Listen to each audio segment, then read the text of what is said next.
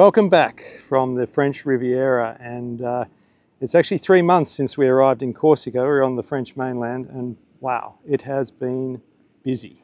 Yeah, we've covered a bit of ground and we've had lots of visitors stay with us. We've been to Corsica, Sardinia, over to Rome, down the coast and to Ponza Islands and also Aeolian Islands, which we thoroughly enjoyed. Over to Sicily, back to Sardinia, up to Corsica, in Tunis, back to Corsica, and yeah. We ended up at the Cannes Yachting Festival that just finished a couple of days ago, and we had a fantastic time at the yacht show. We also had 7 weeks of family aboard, which made it difficult to sit and even think about editing a video. So this is a sort of short video as a bit of a filler. We had some good footage from Sardinia. Sardinia, during a Mistral. Yeah, it was quite an eventful couple of days there. We experienced up to 50 knot winds that lasted for over 14 hours. So some good footage from there today, and we have plenty of great episodes ahead of us now when we have a little bit more time on our hands.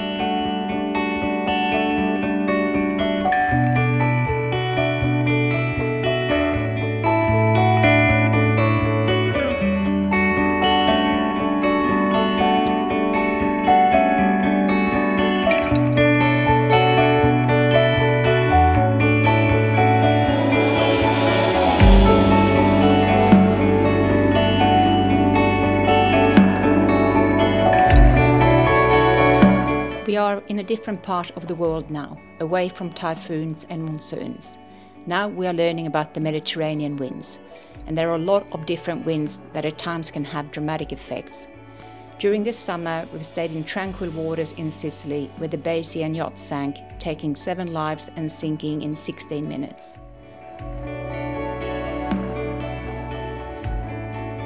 Okay, so it's blowing about 30 knots. Take up and down, 35, then down to 27, then back to 30. Can you barbecue in 30 knots? I think you can.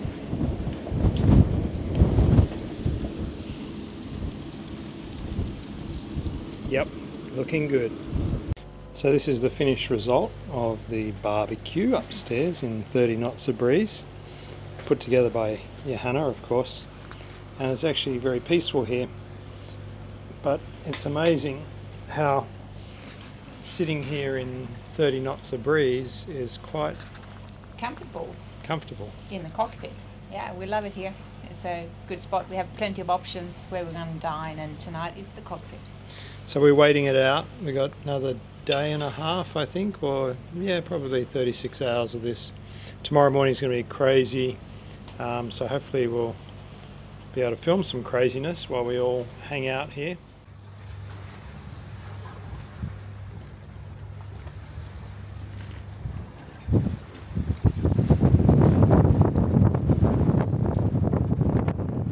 The med, we've learned, can be vicious. This Mistral, fortunately, was forecasted and we had time to get into a large, broad anchorage in Olbia, Sardinia.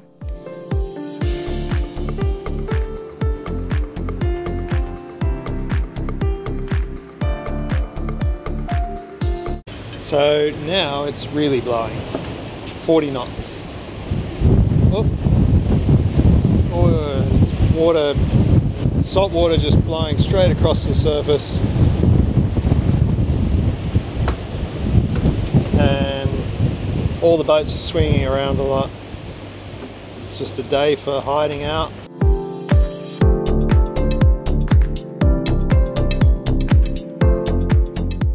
At the height of the blow, we actually dragged our anchor.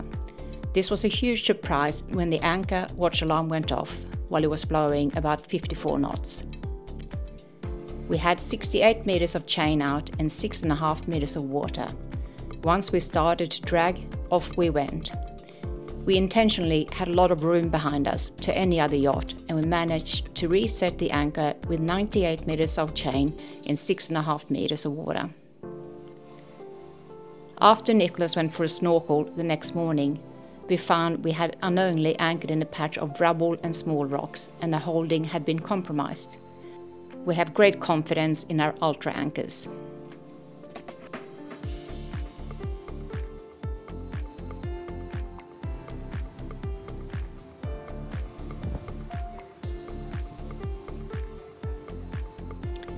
This is part of life cruising on a yacht that's not often seen, sitting it out, waiting for better weather. To us, it's no different to living on land and waiting out that huge storm or rain depression. We just feel the elements a little bit more acutely, perhaps.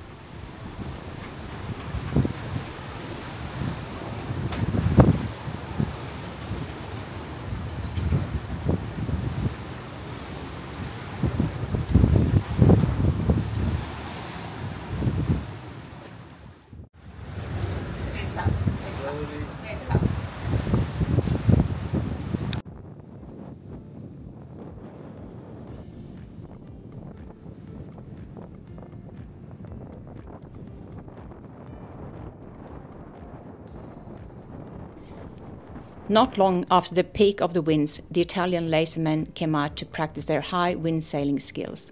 They certainly didn't disappoint us at all, and Nicholas, who misses his sailing now and then, enjoyed watching them for hours. They were very athletic and agile.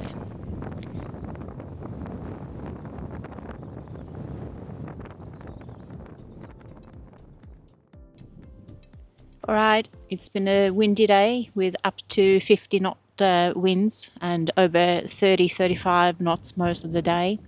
We obviously had the bridle on. We're in pretty shallow water, 5 meters. Got about 100 meters of chain out because we were at one point dragging when we only had 60 meters out. It shows what the wind has been doing to us today. And at this moment, our bridle part is somewhere down here in the water, so the boys will have to try to retrieve it, hopefully before the sun goes down. Fortunately, when it was all over, the impact and the winds were not too bad at all. Yes, the boat was absolutely covered in salt, every window, all the stainless, everything needed to be washed thoroughly. With the Mistral blown out, it was time to up anchor and make our way to Corsica again, and off to pick up my parents for the first taste of life aboard Freya. We motored past Blue, one of the largest private yachts in the world, reminding us that over here in the Med, we are just a little boat, and that suits us just fine. Thanks for watching, and we promise to share some of the delights of France and Italy again soon. Arrivederci, au revoir, and bye for now.